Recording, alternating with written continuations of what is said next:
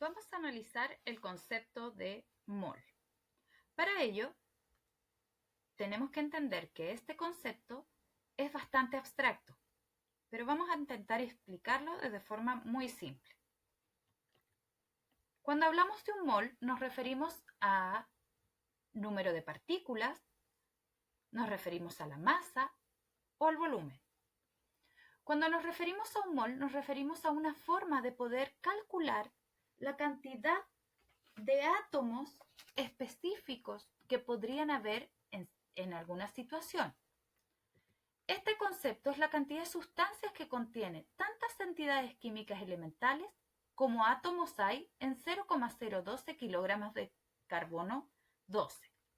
Se tomó el carbono 12 para poder calcularlo y se tomaron 12 gramos de carbono. Con esto dijeron, en 12 gramos, ¿cuántos átomos hay? A eso le llamaron mol. La cantidad que calcularon es de 6,022 por 10 elevado a 23 entidades elementales, que pueden ser átomos o pueden ser moléculas.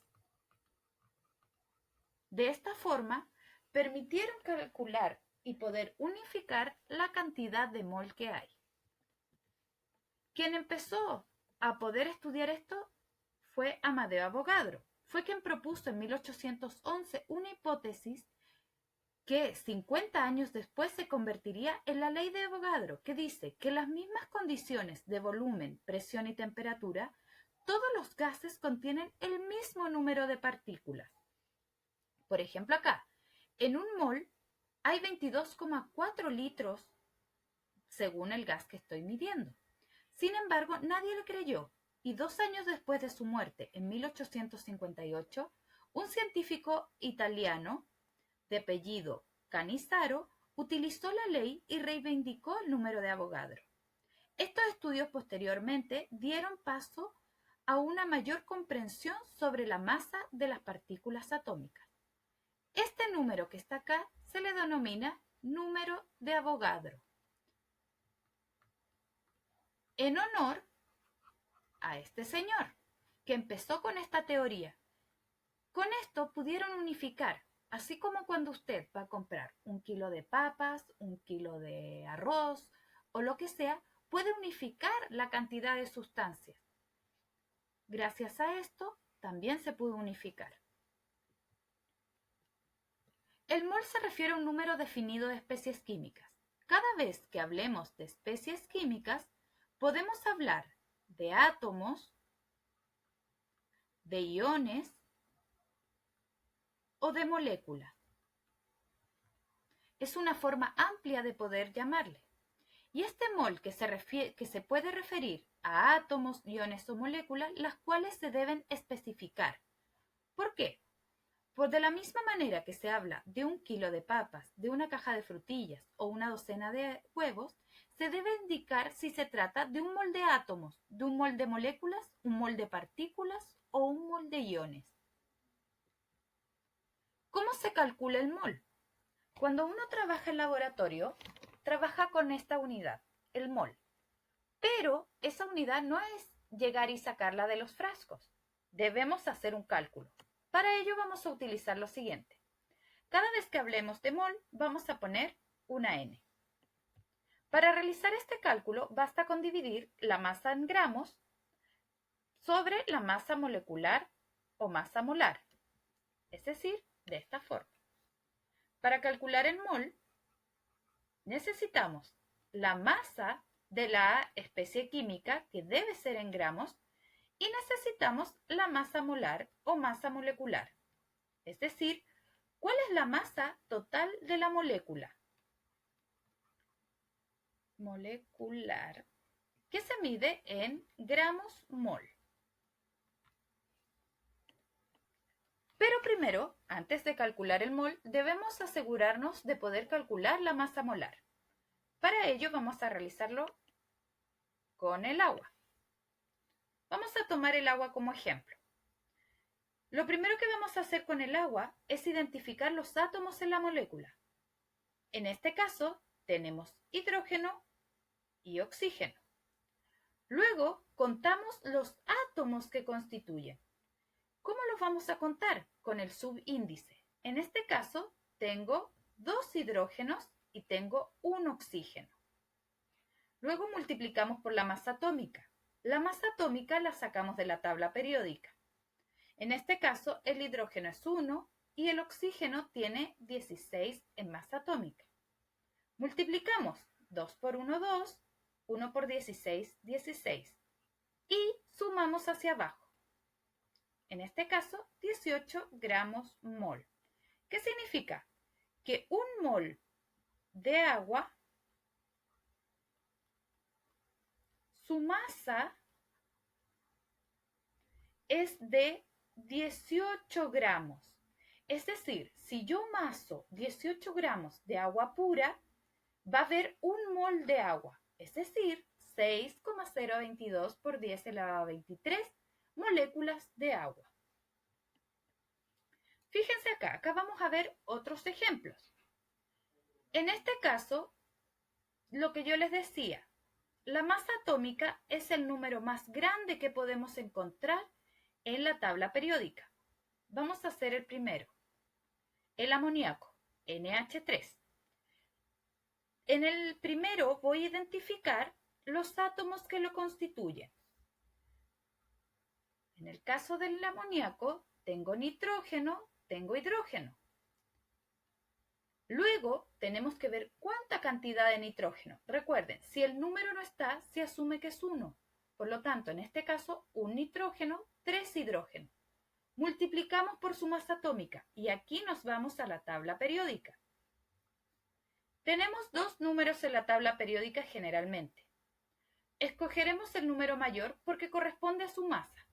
En este caso, 14,00, asumimos que es 14.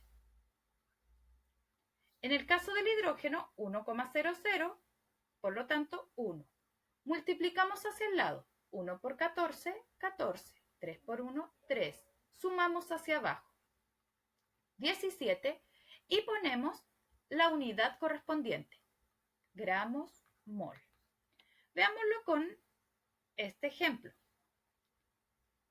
Aluminio OH3. Este compuesto se llama hidróxido de aluminio, en el cual tengo aluminio, oxígeno e hidrógeno. Las cantidades de aluminio tengo 1, de oxígeno tengo 3, porque recuerden que cuando está un número afuera del paréntesis, multiplica a lo que está dentro. Por lo tanto, tengo 3 oxígenos, 3 hidrógenos. Multiplico por su masa atómica. Voy al aluminio, 26,9. Si es 26,9, lo aproximo al número que sigue, 27. Por lo tanto, 27. Voy al oxígeno, 15,99. Por lo tanto, 16. Y el hidrógeno, que ya lo conocemos, 1. Multiplico hacia el lado. 1 por 27, 3 por 16, 48 y 3 por 1, 3. Sumo hacia abajo. Y nos dan 78 gramos mol. Te invito a que tú hagas este compuesto que es la glucosa. Ahora calculemos mol. Recordemos la fórmula. N va a ser igual a la masa partido por la masa molar, donde N es el mol, M es la masa en gramos y MM es la masa molar o molecular. Por lo tanto, reemplazamos. N va a ser igual a 170 gramos, que corresponde a la masa, dividido por la masa molar del amoníaco, que recuerden que era 17, lo vimos en el ejemplo anterior. Por lo tanto, 170 dividido en 17, eso es 10. ¿Qué unidad vamos a usar? 10 mol. Y ahí está nuestro ejercicio. ¿De dónde salió esta unidad? Fíjense en lo siguiente, 170 gramos y este 17 gramos mol. Eliminamos los gramos, nos quedan los mol y por eso usamos esta unidad. Veamos ahora cuántos mol hay en 200 gramos de agua. Para ello vamos a utilizar el agua. N, recordemos que es igual a los gramos partido por la masa molar. Tengo 200 dividido por 18, que es lo primero que nosotros pudimos calcular. 200 dividido por 18 es 11,111 y recuerden siempre la unidad mol. Acá nos preguntan otra cosa, nos dicen ¿cuántos gramos hay en 5 mol de metano? Entonces acá, no lo habíamos calculado. Vamos a calcular su masa molar. Tengo carbono, tengo hidrógeno. Carbono tengo 1, hidrógeno tengo 4. Multiplico por la masa atómica. Si ustedes la ven en la tabla periódica, la masa atómica del carbono es 12, la del hidrógeno es 1.